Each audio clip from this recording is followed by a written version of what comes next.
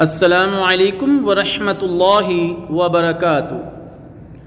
الحمد للہ وکفا والصلاة والسلام علی عبادہ الذین اصطفیٰ اما بعد۔ میرے محترم دوستو، آج کی ہماری اس گفتگو کا عنوان ہے شرک کی تعریف اور اس کی اقسام۔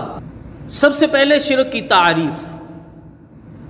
شرک کہتے ہیں اللہ تعالیٰ کی ربوبیت اور اس کی الوہیت میں کسی دوسرے کو شریک کرنا۔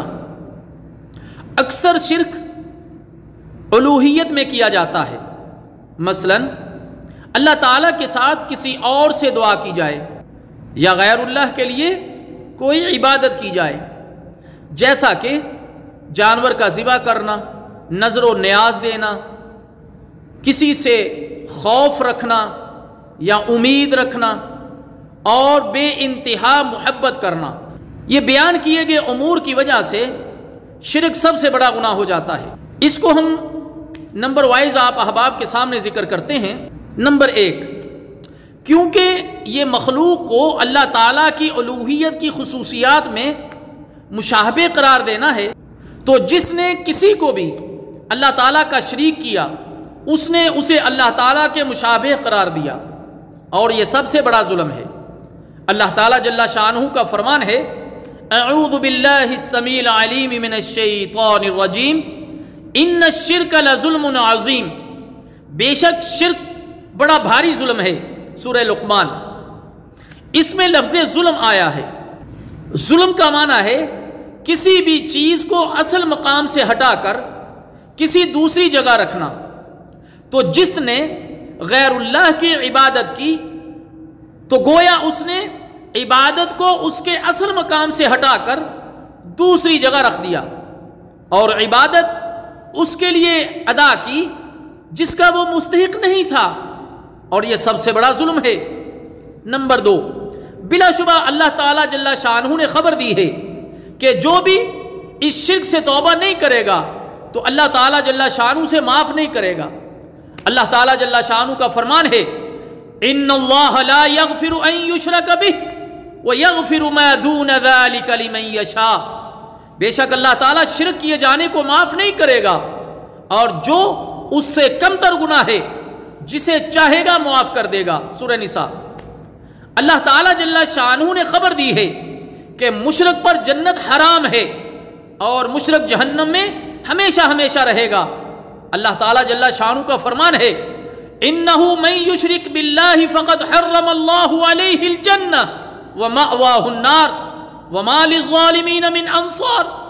یقین مانو کہ جو شخص اللہ کے ساتھ شریک کرتا ہے اللہ تعالیٰ نے اس پر جنت حرام کر دی ہے اور اس کا ٹھکانہ جہنم ہی ہے، اور مشرکوں کی مدد کرنے والا کوئی نہیں ہوگا۔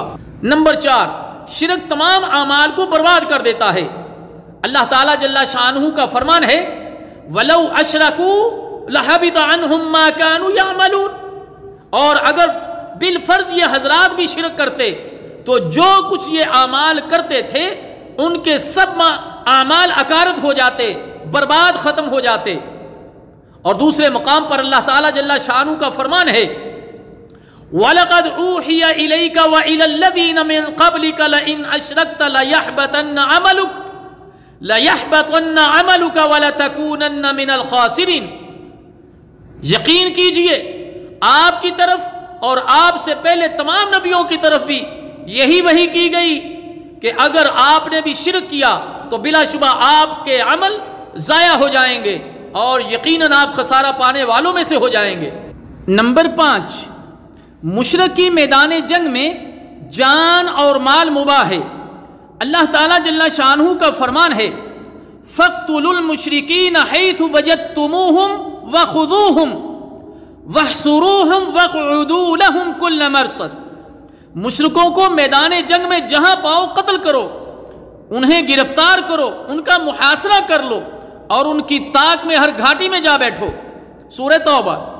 اور نبی مکرم صلی اللہ علیہ وسلم نے ارشاد فرمایا، امرت ان اقاتل الناس حتى يقولوا لا الہ الا اللہ فاذا قالوا لا الہ الا اللہ عصموا منی دماءهم واموالهم الا بحقها، مجھے لوگوں سے قتال کا حکم دیا گیا ہے جب تک کہ وہ اس بات کا اقرار نہ کر لیں کہ لا الہ الا اللہ، اللہ تعالیٰ کے سوا کوئی معبود برحق نہیں۔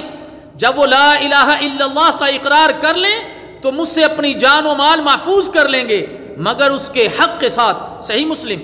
میرے محترم دوستو، اسی موضوع کی باقی گفتگو انشاءاللہ تعالی دوسری مجلس میں ہم نے ذکر کی جائے گی۔ والسلام علیکم ورحمۃ اللہ وبرکاتہ۔